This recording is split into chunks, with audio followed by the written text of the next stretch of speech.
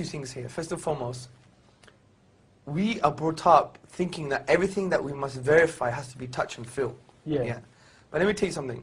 If God could be touched and felt and seen, would that be God? No, what you mean. Would that be It God? wouldn't really be a test of belief, would it? Because you would know for a It's fact not even he's just a there. belief, because God actually says there's good reasons to believe in Him. For example, look, do you believe you had a great grandma? No. Do you believe I you had mean, yeah, but I mean, there's obviously, I know that because obviously Why? I'm here now. Exactly. Yeah, but that's exactly the point. Have you ever seen your great grandma? You don't have access to her DNA. I know her grave? scientifically, I would have to have one to be here. Well, no. See, that's the point. Using the terminology here. Scientifically, you have no clue. You have no clue. Scientifically, you're just dumb on this position. Or we're dumb on this position, because what does science say? Science say we can only verify the physical world and things that we can touch and feel.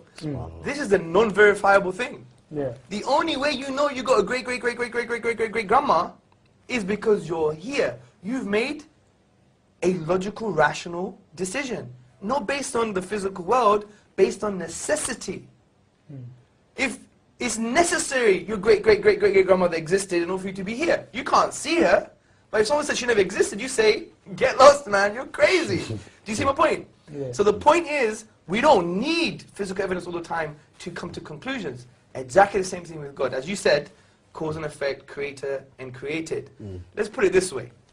Everything in the universe, dude, that begins to exist, okay, if I just popped like this, here I am, I just popped into existence, has a cause. You know it must have came from somewhere. Everything that begins, that starts to exist, always has a cause. Number two, the universe, without a shadow of a doubt now, began to exist. Based on philosophy, mathematics, Big Bang. You know about the Big Bang, yeah? Yeah, well, yeah. It's not that thing after too many curries, right? Yeah, the Big Bang, okay? So from all this, we know the universe began to exist. So what logically follows? Therefore, the universe has a cause. So we just say, right, without a doubt, we know the universe has a cause. What is the nature of this cause? Well, if you create the universe, it can't be part of the universe. Because if it's part of the universe, then that would mean the universe existed and didn't exist at the same time. Does that make sense? No. That's just crazy. Can Abu Bakr exist and not exist at the same time? Don't make no Although sense. we may want him not to exist. Because he talks a lot, yeah. Yeah, I'm kidding. So there's that. It must be one.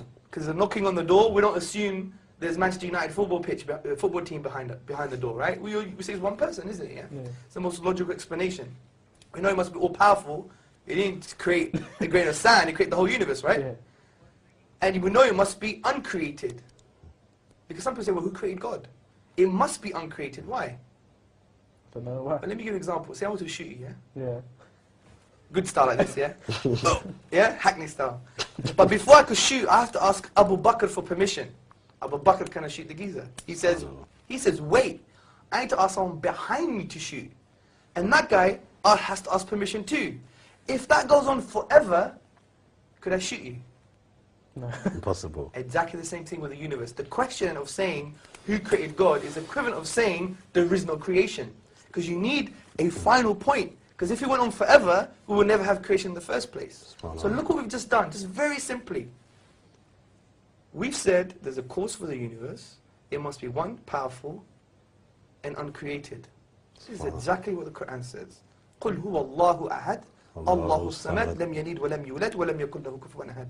Say God is one, unique, eternal, self-sufficient. He begets not, nor was he begotten. He's uncreated. And there is nothing like him. He's immaterial. He's outside of the universe. Yeah. So just using our aql in Islam is our intellect. Reflection, as the Quran always tells us to reflect. He uses the word يَتَفَكَّرُونَ, for those who reflect. Because the Quran is for reflecting human beings. So we come to the conclusion that there must be a God. For me, I think that's irrefutable evidence there. Yeah. We could even go slowly through it again. Because they were very basic concepts, weren't they? Yeah. So there's evidence for it. Yeah, there's evidence for it. And then what I would say now is God an absentee landlord? He just give you the keys and will go away. No. How could we apply something to God that we never apply to ourselves? I've got a BlackBerry, right? What came with my BlackBerry? A manual came with my BlackBerry. Yeah. Human beings made this, and they made the manual. So we make manual for things. We're saying God wouldn't give us guidance? We're actually being saying lesser for the being that created the whole universe? No. We must be chiefs if we think that, man. We must be crazy. So the point is, it only makes sense that he gave us revelation. Now the question is, what is the revelation? That's a profound point we need to be talking about.